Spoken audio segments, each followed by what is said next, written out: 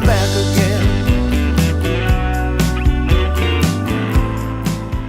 Hello. Welcome to Daybreak Star Radio Network. Thank you for having me. It's such a pleasure to be here. Yeah, it's a pleasure to have you for sure. So please introduce yourself and tell us your tribal affiliation. Sure. Senegal. My name is Julian Taylor. I'm Julian Taylor, and my affiliation, my mom's family is from Ganawage, which is in Quebec. I'm not sure if people in Seattle know where Quebec is, but it's in Canada, on the northeast side of Canada. And very proud Black Mohawk, and a musician from Toronto, born and raised there. And joining me today is the apple eater, my daughter. So if you hear a crunchy sound, it's an apple. It's totally acceptable. Julian Taylor, thank you so much for joining us on our next Zoom interview here, which will be highlighted and showcased on the air and, of course, on our website and our social media. I'd like to kind of start off, please, by introducing yourself, telling us and our listening audience a little bit about who you are and what drives you. You know, what drives you as your brand, as an artist, as a celebrity. You attract a lot of people. So give us the roadmap, please. Sure. I love music, and I've always loved music. It's been sort of the thing that's driven my entire life. There's a spiritual connection to music, and that spiritual connection has been family, because my family plays, and that connection with my family is really important. The connection with the sound of the instruments, so the reverberation of those instruments. Sorry, my laptop moved there. Well, that was, I guess, reverberation from the laptop from my knees. But all of those things really are very important to me. And storytelling is extremely important to me. As I come from two oral traditions, I really have found that being able to share my story is something that has affected not only myself, but other people around me and other people that I've never really met. I've had so many great messages from people around the world saying that my music has touched them.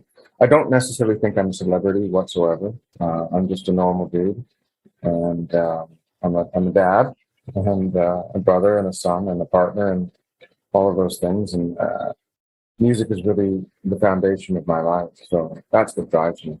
And people, sharing that with people and meeting people. I'm so glad things are opening up so that I can even shake someone's hand, hug them and say hi and sing a song and talk to them. It's really great.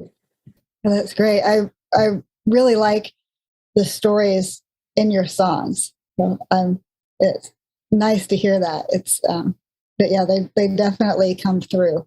Wow. Nice. Yeah, thank you. So how old were you when you started making music, and when did this band begin? I was 4 when I started making music. So my dad is a very accomplished pianist. He's a wonderful piano player. And his sort of background was classical music. He started at a very young age as well.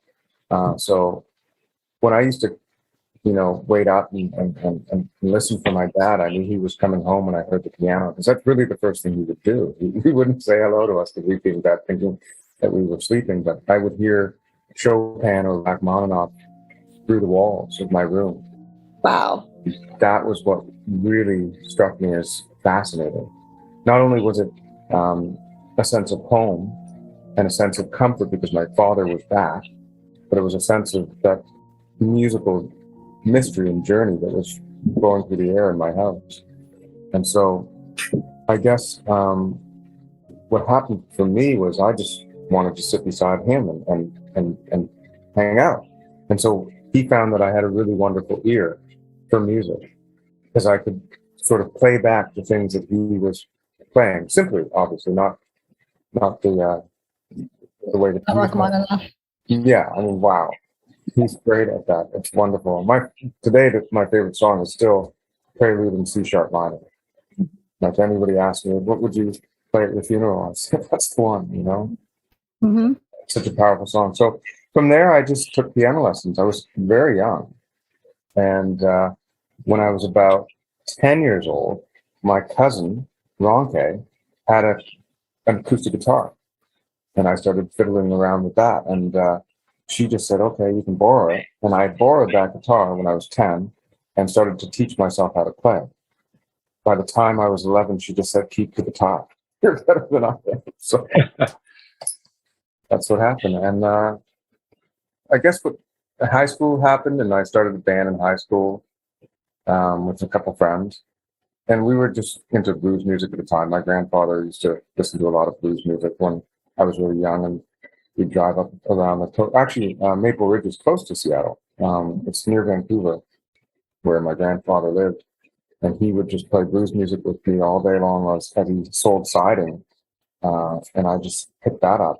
And in high school, we started a blues band and then a rock band, because all of a sudden Nirvana hit and I was impressionable. And it was like, well, Nirvana's from the land of Seattle. It was quite amazing to hear that come through the speakers.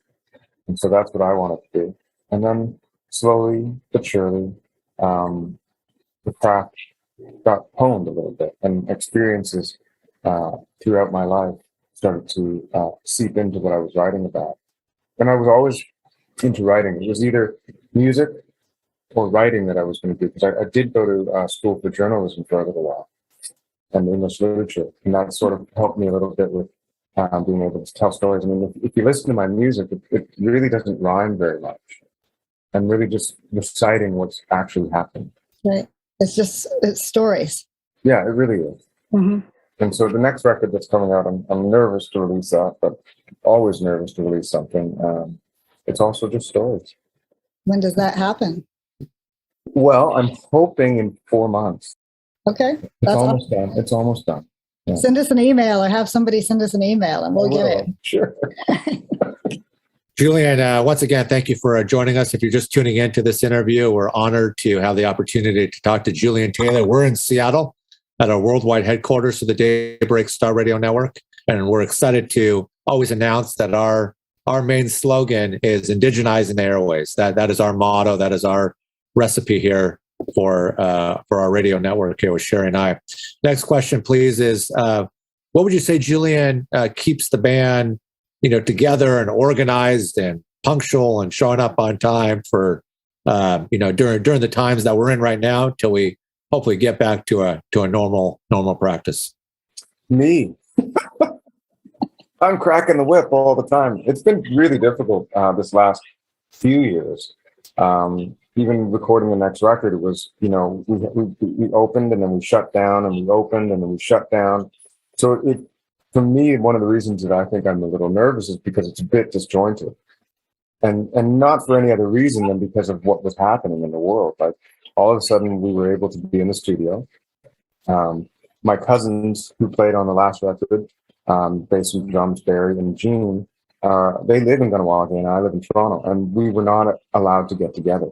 We haven't been there for 3 years. Wow. Essentially. Wow. And they haven't been here. Yeah.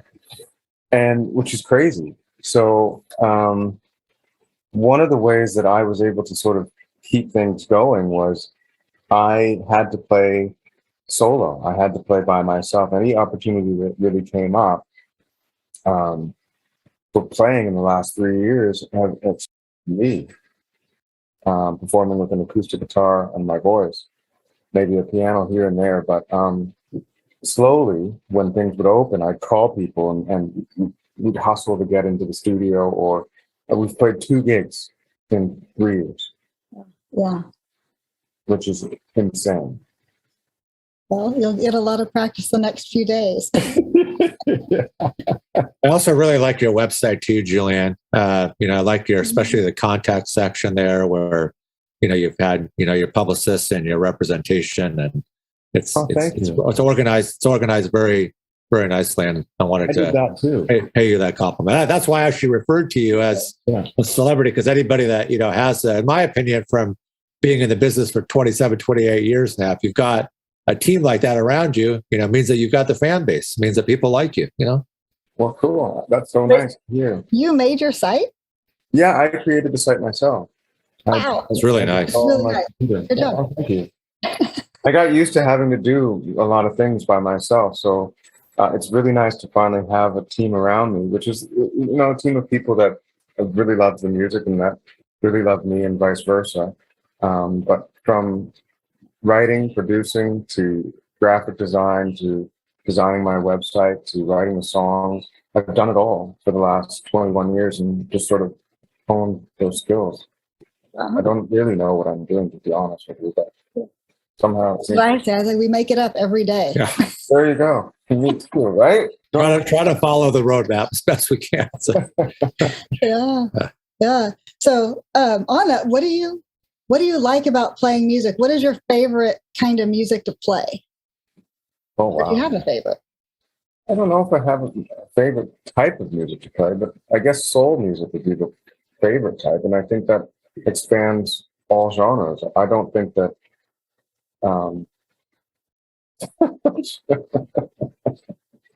she's your manager. Yeah. She's doing the copycat thing there.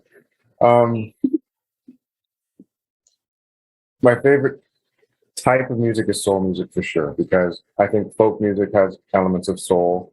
I think that rock music has elements of soul. Country music has elements of soul. As long as it's coming from the heart, I'm all about that. That's very good. Does she have a favorite of yours? Do you have a favorite song or something of Daddy's? No. No? Of course. Okay. Do you meld any native sounds with your music, Julian? And if so, how would you say you go about that? I would say that in some of my material, definitely from a rhythmic standpoint, like the drum sounds, Ballad of the Young Troubadour would be one example of that. On the next record, it's more prevalent, I would say, because there are songs on the record that don't have any drums on it and are just sort of not like a drum kit rather, but have like actual traditional drums on it instead of a kit. So I would say that for sure. But I think that the majority of the indigeneity in my music would come from the lyrics itself. Mm-hmm. Because throughout my entire work, the elements of one spirit and one heart are definitely prevalent, as well as nature is always prevalent in my work. So that would be the biggest sort of thing. That's great. Well, do you get to take your daughter with you regularly? Because that's pretty awesome. This is pretty much the first time, actually, isn't it? You're touring with Daddy. I mean, at home, we do like festivals and stuff, but this is the first time you've been on the plane with me to go to a show. Yeah. Is it fun? What do you think? So I'm going to interview your daughter really quick. I think we've got an up-and-coming road manager here. She's just got to know how to give out the backstage passes and organize the meet and greets and organize the writers for the dressing room and, production lights and sound and all in due time. Right? You do the set list, right? Yeah. She does the set list. Oh, there you go. That's awesome. That's an accomplishment. Do you play any instruments or do you sing? I play the piano and I like to sing and dance. Very nice. Very good. Yeah. Piano's hard to learn. Yeah, she's good. You're a good piano player. So. Awesome. My last question for you is, what is the song that you play that you feel a really strong connection with the audience? Or is there one in particular, or like where it all, that feeling where it all kind of melds and everybody gets kind of on the same energy plane? Is there one that you feel you have that? Oh yeah, there's a few actually. I wrote a song for my late grandfather called "Carry Me Home," and he was pretty much my best friend, really. I mean, I grew up with him, and he was Mohawk, and he was the guy who really sort of raised me.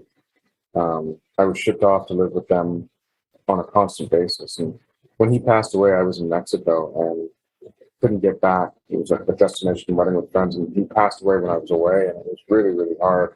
So I wrote this song, and some songs come to you in 2 seconds. This was written in 5 minutes. It was a song called "Carry Me Home," and the chorus sort of really bridges that sort of feeling that people have with loss and love, and knowing that, you know, there's no real destination to home, but that home is like sort of the people that you love and who love you. And I think that one resonates a lot with folks. That would make sense. That is a very good song. Thank you so much. Thank you. And yeah, and congratulations on all the recognition that you've been getting lately as well. It's really nice to see you get more of the attention and get people to listen to your music, because you're just such a great songwriter. Absolutely. Thank you. Like I said, I still don't know what I'm doing, but I'm doing it anyway. It's all we can do. Julian, thank you so much for taking the time to join us this morning. And please think of us for, you know, an outlet for the future to be able to continue to highlight, showcase, play your music. We hope to get you up to Seattle. You know, maybe we've got a big, this room here behind us is a large auditorium area where there's actually an event going on as we speak. Oh, really? And I've expressed to Sherry in the upcoming months, we'd love to have the opportunity to, you know, have artists come up and, you know, put on shows, and, you know, potentially, you know, who knows what the future could hold, Julian. Maybe there's an opportunity down the road to host a show on the network here. I would love that. I do host a radio show myself, actually. Oh, you do already? But it's not. It's like basically I just look for station partners to carry the show. It's called the Jukebox. And, we definitely need to talk about that then. We would love to talk about that. Sure, I'll glad I brought it up. Yeah, I'll send it to you for sure. Thank you very much, Julian. Of course. Thank you so much for your time, and thanks for having your daughter on.